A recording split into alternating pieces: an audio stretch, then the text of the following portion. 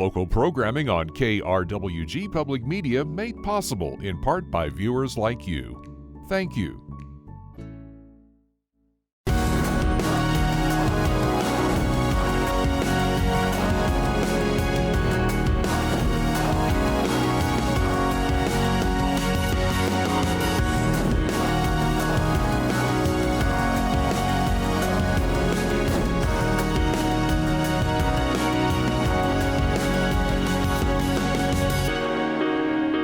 Welcome to Fronteras, a Changing America. I'm Anthony Moreno. In just a few minutes, we'll introduce you to our guest, investigative journalist Katherine Corcoran, who will discuss her new book with us. But first, we take you to the town of Mesilla, where some residents have voiced concerns over a proposed cell tower. KRWG's Johnny Coker has more. Currently, the town of Mesilla and Verizon are locked in a legal dispute over the construction of a cell tower. According to court documents, the U.S. Magistrate Court ruled that the town must find a spot for Verizon's tower to be built to stay in compliance with federal law.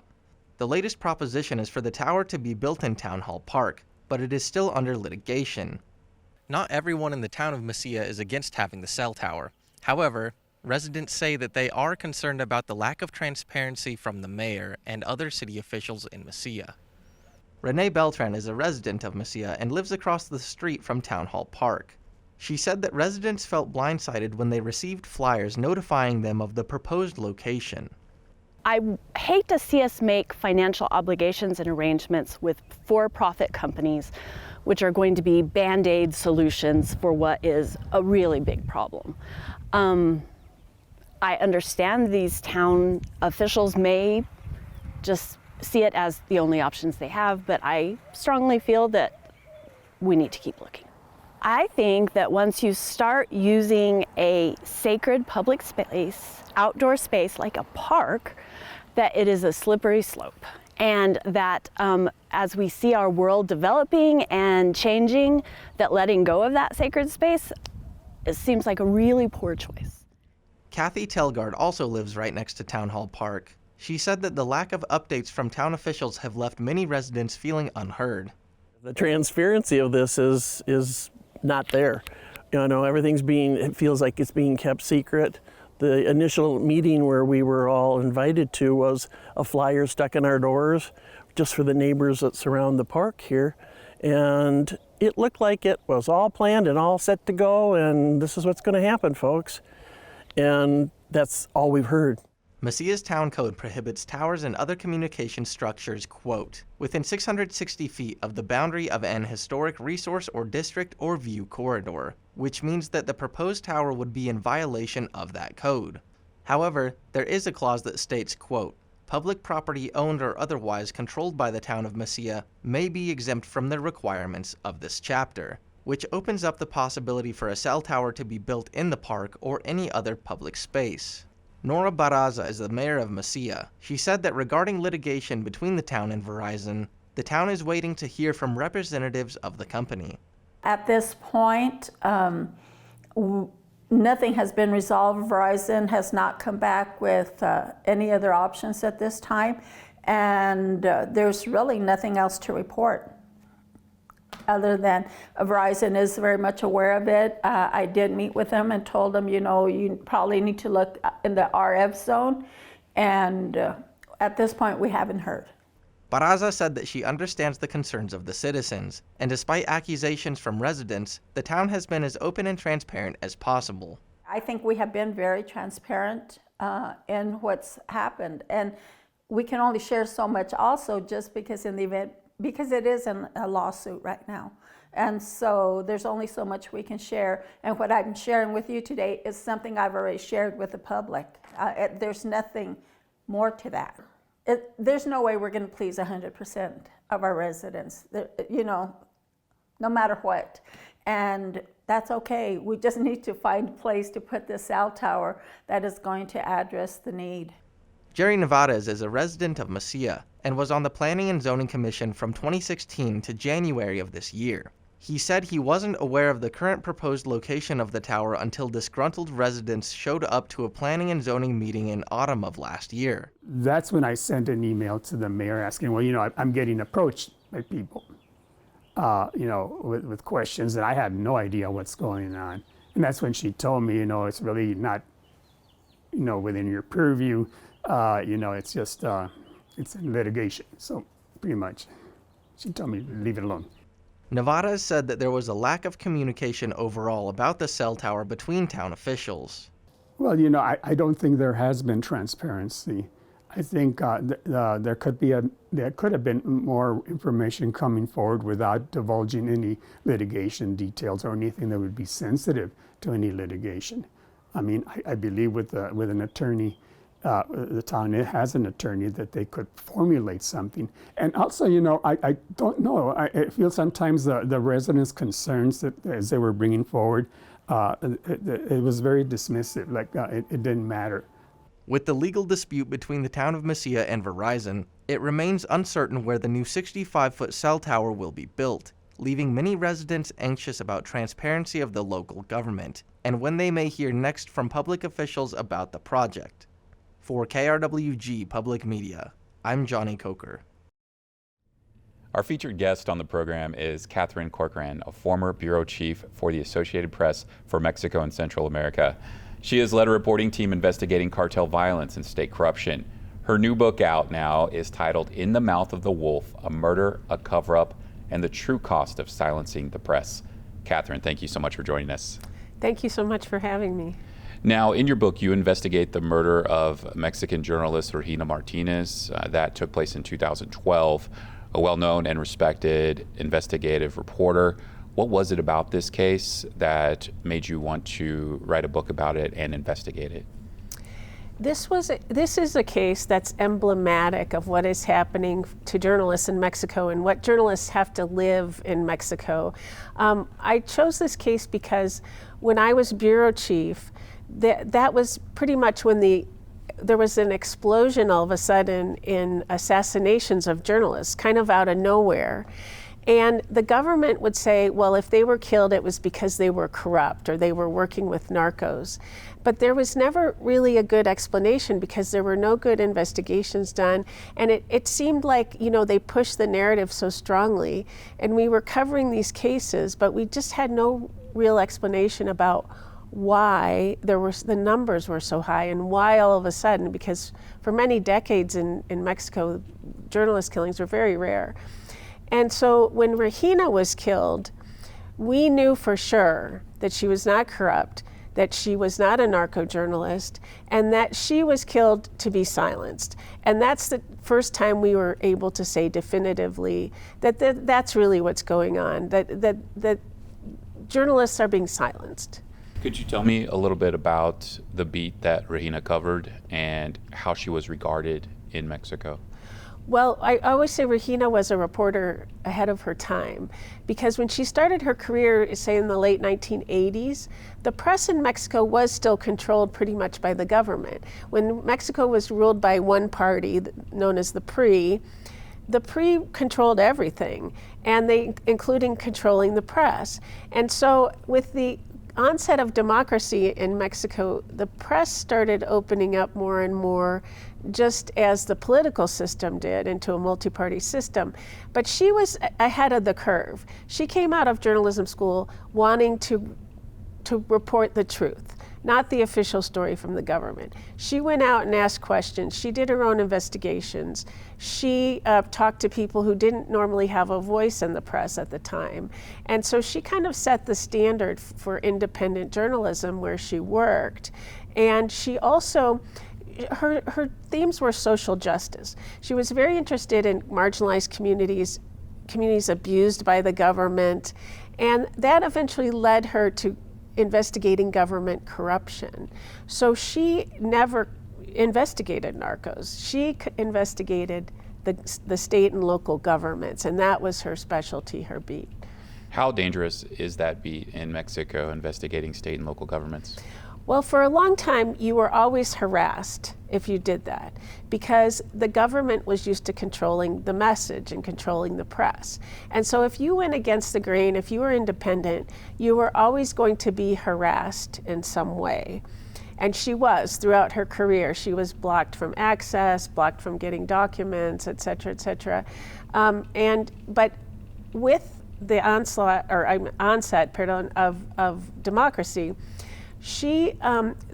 the political system changed in Mexico from central control to very decentralized control.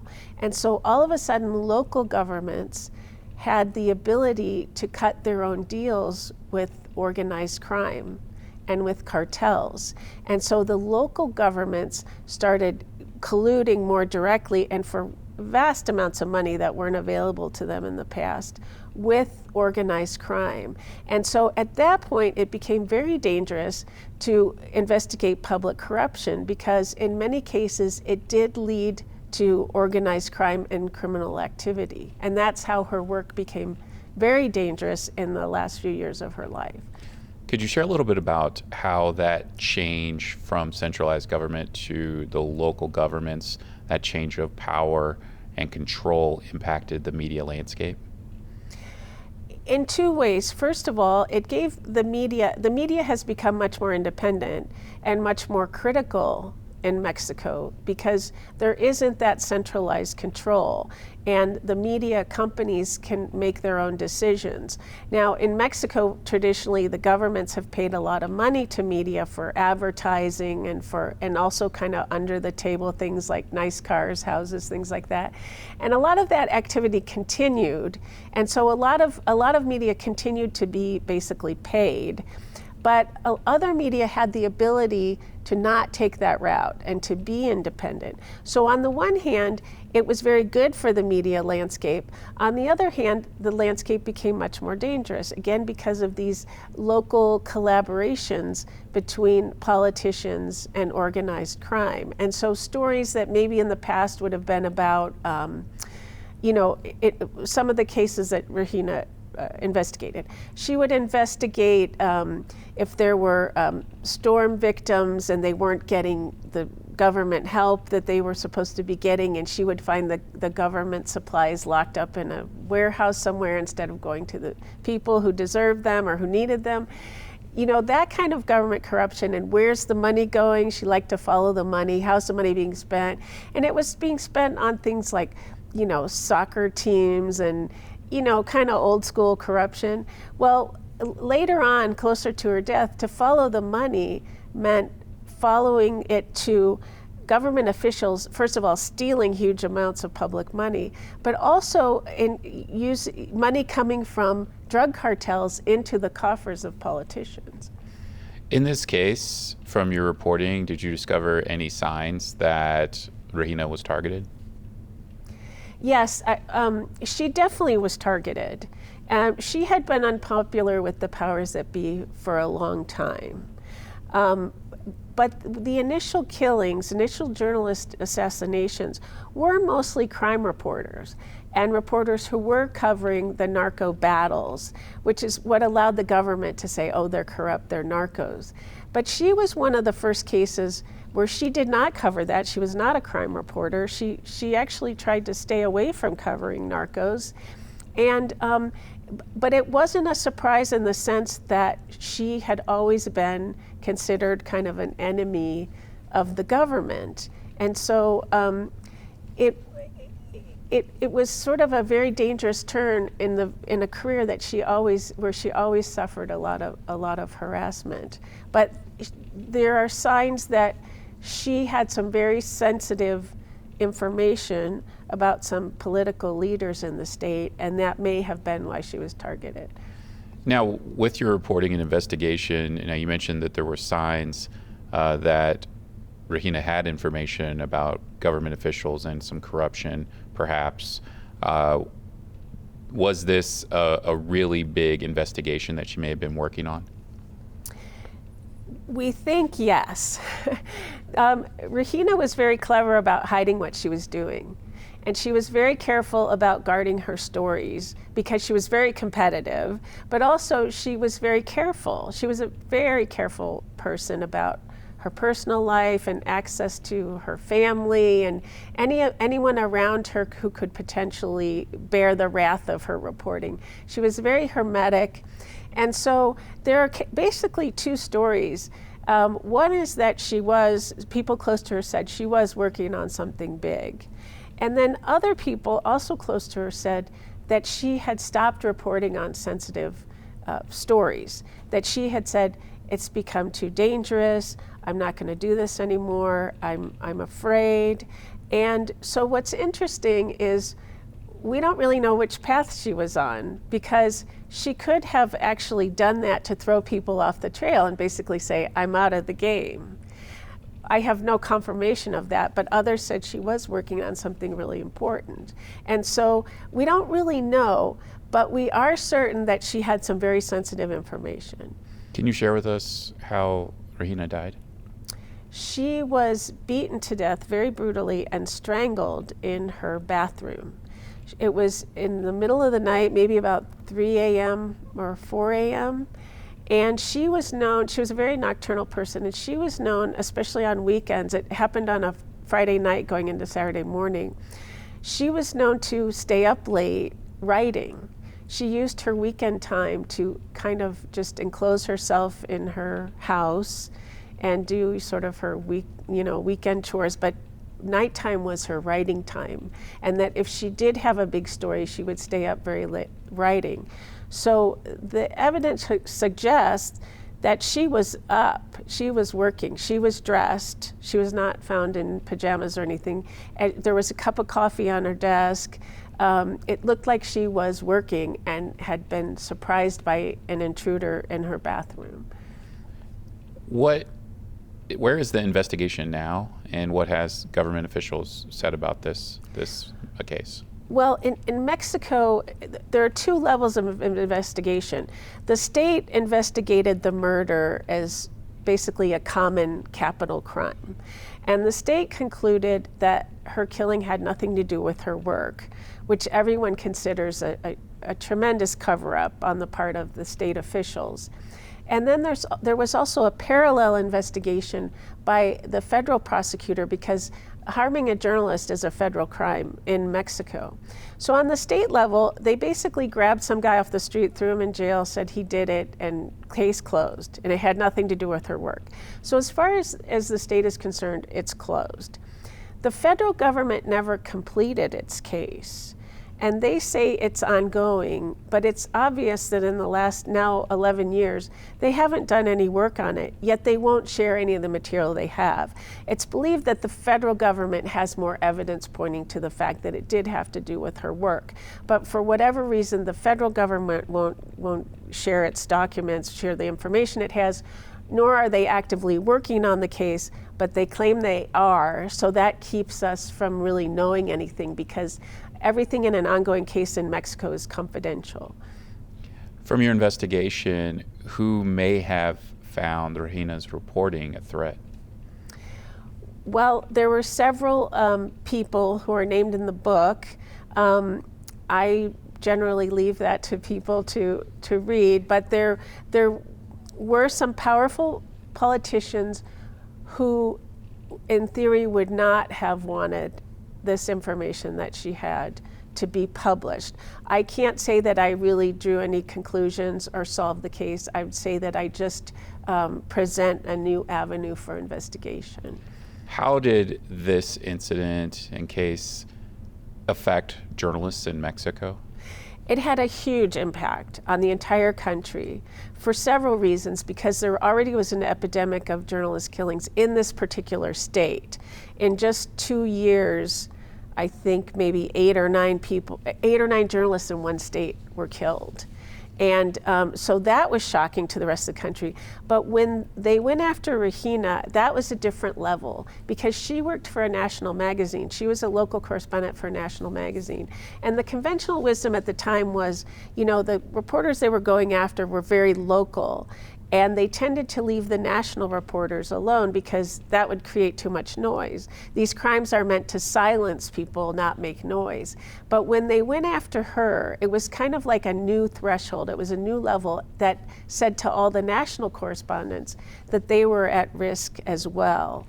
And in the state of Veracruz where she worked, it had a huge impact in silencing the press, because the national media that had correspondents in Veracruz pulled them out for their safety. Even if they didn't want to go, they were pulled out.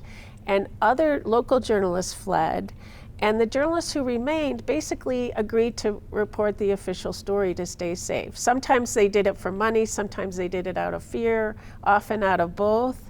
And so the reporting in her aftermath was very much manipulated by the government and was all about all the great things the government was doing. Did misinformation play a role in the government's response to this case? Yes, absolutely. In fact, it was one of the early cases we know of where there was an online campaign, almost from the time, well, literally hours after they found her body. There were postings, there were bots saying that the crime had nothing to do with her work.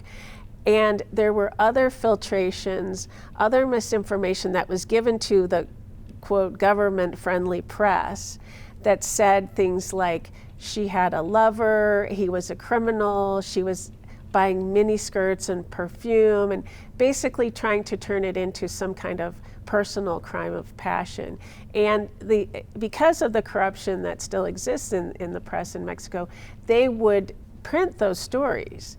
And so there was a huge amount of misinformation around the case to confuse people and basically to try to make it an open and shut case, personal crime, crime of passion, case closed.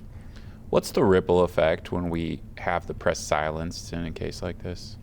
Well, that's the reason I chose this case and wrote the book, because you can see in the book what happens in the state of Veracruz once the press is silenced. The government became actually its own organized crime group and was victimizing its own citizens. There were people being disappeared, there were forced disappearances, the police were going out and snatching their enemies off the street and to be never heard from again. The government was stealing billions in pesos from the public coffers and buying ranches and hotels and expensive art, all kinds of things to the detriment of the people. That was tax money for their services. And the state, this government basically left the state bankrupt, and also with thousands of people disappeared, with thousands of murders, often committed by officials. As somebody who's worked in Mexico, what are the biggest challenges covering government corruption? Well, it's very dangerous, for one. It continues to be very dangerous to this day, especially if there is a tie to organized crime. But also the governments, even as Mexico is supposed to be more democratic and more open, governments are finding ways to make reporting more and more difficult, denying public information, denying access. And in my request for documents in this particular case, I would get, quote, the public version of some court case, and the documents would come back completely blacked out, page after page after page. And so unfortunately that's becoming more of the norm in Mexico and making independent reporting not only dangerous but just extremely difficult. What recommendations have been made to officials in the Mexican government to improve the safety of journalists? Well, there have been many made, some by the U.S. government through the embassy. A lot of governments, even in the state of Veracruz, they established a commission for the protection of journalists. There's a federal commission for the protection of journalists that's been established. But basically, no one really trusts them. They don't really do anything. There are reporters who are under federal protection with bodyguards who still get murdered. So the government protection is just not taken seriously. It's not trusted. It's sort of like, sometimes they're even viewed as double agents who are informing on the press instead of protecting the press. And so a Mexican journalist I was talking to yesterday said something very important. She said, we don't want to be protected by the government. We want to be protected by the citizens. We want the society to demand that we be able to do our jobs safely. There are growing concerns about the safety of reporters across the globe and right here in the United States. What are your concerns about the safety of reporters in this country? Well, first of all, I'm concerned that it's even an issue, because for most of my many decades in journalism, we didn't even think about any kind of risk besides maybe in a natural disaster or in a shooting situation or a protest, but we never considered that we would become the target of someone's wrath. And today, every single American journalist has to think about that when they go up to somebody and identify themselves as a journalist. And so that really concerns me, because journalists now in the United States have to think about doing their job safely, just like every journalist had to in other countries for a long time. And that's obviously a huge erosion in a country that supposedly values the free press and freedom of expression. And so there's that. And also there is this huge disinformation campaign about reporters, saying that we're corrupt, we're liars, we can't be trusted. Again, you know, the media has always been criticized, but we've never been directly attacked like that. And people are suddenly confused about sources and what they can believe. And that's a very dangerous situation to be in a free society. Investigative journalist Katherine Corcoran, thank you so much for joining us. Her new book is In the Mouth of the Wolf, A Murder, a Cover-Up, and the True Cost of Silencing the Press. Katherine, again, thank you so much for joining us. Thank you so much for having me.